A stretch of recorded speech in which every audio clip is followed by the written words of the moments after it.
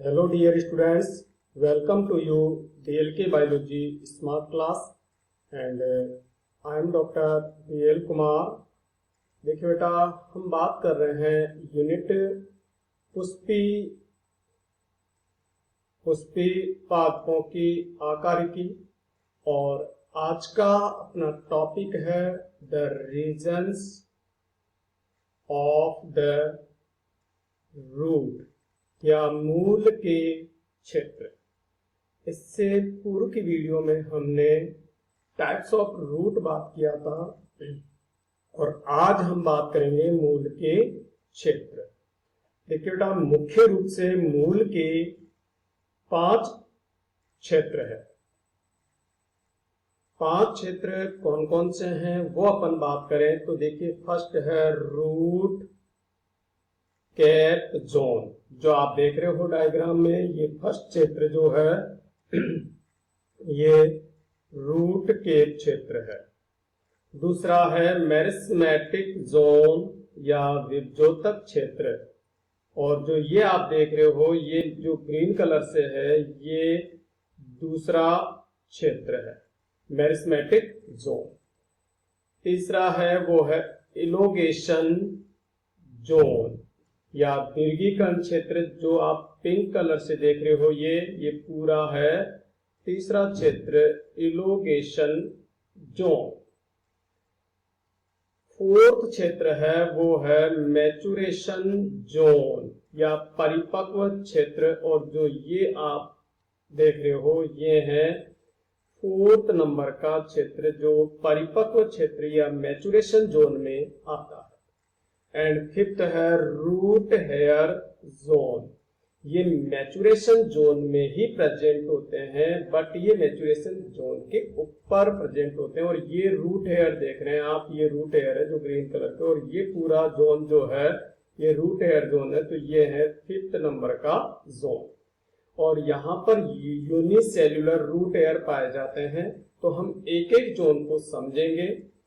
आपने डायग्राम देखा और इसके ये जोन देखे। अब अपन एक जोन को एक एक को लेते हुए नंबर 1, जिसका नाम है root cap zone. Root cap zone, देखिए बेटा ये है first part root cap zone, और ये जो विभजोतक क्षेत्र जो मेरिस्मेटिक जोन है इसके ठीक ऊपर प्रेजेंट होता है। और ये जो जोन है ये विभजोतक क्षेत्र को प्रोटेक्ट करता है, क्योंकि विभजोतक क्षेत्र जो है वो कंटिन्यूअस विभाजित होता है, डिवीजन होते हैं, जिससे कोशिकाओं की संख्या में वृद्धि होती रहती है। और ये भूमि के अंदर वृद्धि करता है, और भूमि के जो मृदा के कणों के रगड़ से विभजोतक क्षेत्र को बचाने का कार्य जो करता है वो रूट केप जोन करता है। तो ये विभजोतक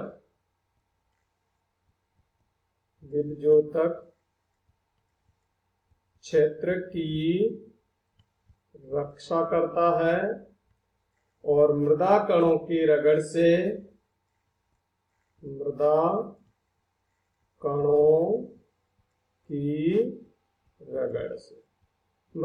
की रगड़ से कि विभजोतक सेल नष्ट नहीं हो जाए, इसलिए ये उसकी रक्षा करता है। और निरंतर जो रूट है वो भूमि के अंदर वृद्धि करती रहती है। तो ये है रूट केप जोन। दूसरा जो जोन है अपना वो है मेरिस्मेटिक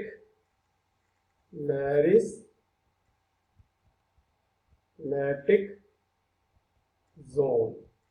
दूसरा जोन मेरिस्मेटिक जोन जो है वो ये जो आप ग्रीन कलर देख रहे हो ये मेरिस्मेटिक जोन है, और ये विभजोतक क्षेत्र है, और विभजोतक क्षेत्र में निरंतर विभाजन होता रहता है। इसकी कोशिकाएं गोलाकार, अंडाकार, समव्यासीय होती है, केंद्रक बड़ा होता है, जीव द्रव्य सक्रिय होता है, जिससे इसमें लगातार वृद्धि होती रहती है, और तेजी से वृद्धि के लिए, रूट की वृद्धि के लिए यही जिम्मेदार होता है। तो हम इस क्षेत्र की विशेषताएं बात करें तो देखिए, नंबर विशेषता अपन बात करें, यह क्षेत्र रूट की वृद्धि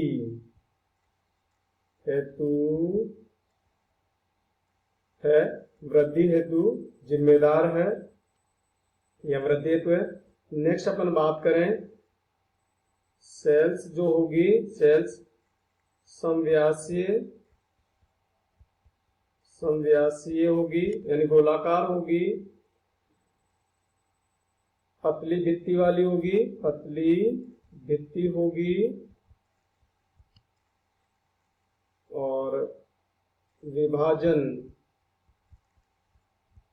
की क्षमता होगी, विभाजन की क्षमता होगी, इनमें लगातार विभाजित होती रहेगी। रूट की वृद्धि के लिए जिम्मेदार है। जीव द्रव्य जो होगा, जीव द्रव्य सक्रिय होगा, सक्रिय जीव द्रव्य होगा और केंद्रक जो है वो होगा बड़ा केंद्रक होता है। तो इस तरीके के इसमें लगातार विभाजन होता रहता है इस क्षेत्र में, जिससे रूट की वृद्धि होती रहती है। तो ये तो क्षेत्र हो गए। तीसरे क्षेत्र की अपन बात करें, वो है तीसरा क्षेत्र अपना इलोगेशन जोन। जो आप देख रहे हो यहाँ पर, ये जो जोन है वो इलोगेशन जोन है। तो ये या वर्गीकरण जोन,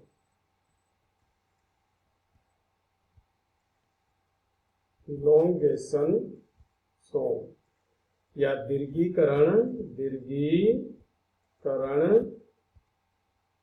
क्षेत्र।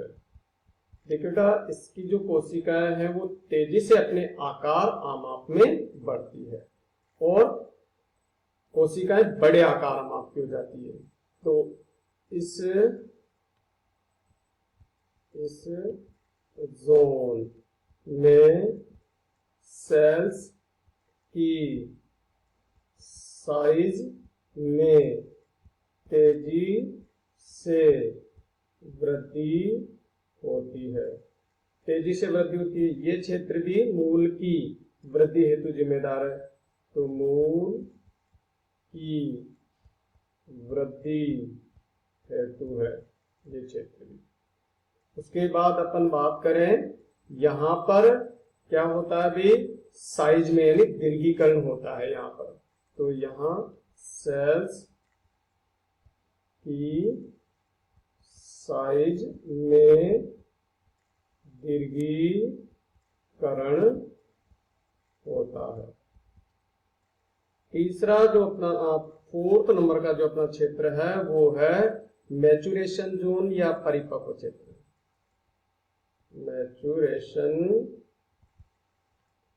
जोन, जो मैचुरेशन जोन है, यहाँ पर कोशिकाएं स्थायी उत्तक बन जाते हैं और कोशिकाओं में क्या आ जाती है, कार्य विशिष्टता आ जाती है।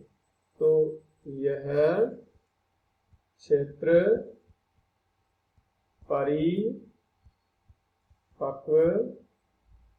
क्षेत्र है। सेल्स में विभेदन का गुण आ जाता है। स्थायी ऊतकों का विकास हो जाता है, स्थायी ऊतकों का विकास हो जाता है।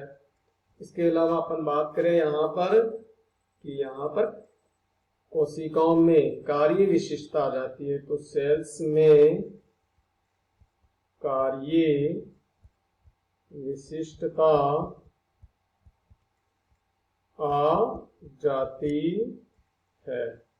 तो ये स्थायी क्षेत्र है जिसे अपन मैचुरेशन जोन कहते हैं। मैचुरेशन जोन के बाद में लास्ट अपना 5th नंबर का जोन है वो है root hair zone. Root hair zone ये परिपक्व क्षेत्र में ही है। तो परिपक्व क्षेत्र में भी होता है, परिपक्व क्षेत्र में होता है। और ये जो एपिडर्मल सेल होती है या एपिब्लिमा सेल होती है उसकी आउटग्रोथ से बनते हैं। तो रूट की जो एपिडर्मिस है जिसे अपन एपिब्लिमा कहते हैं, एपिब्लिमा, या इसे मूल त्वचा, मूलीय त्वचा कहते हैं, मूलीय त्वचा की सेल्स की आउटग्रोथ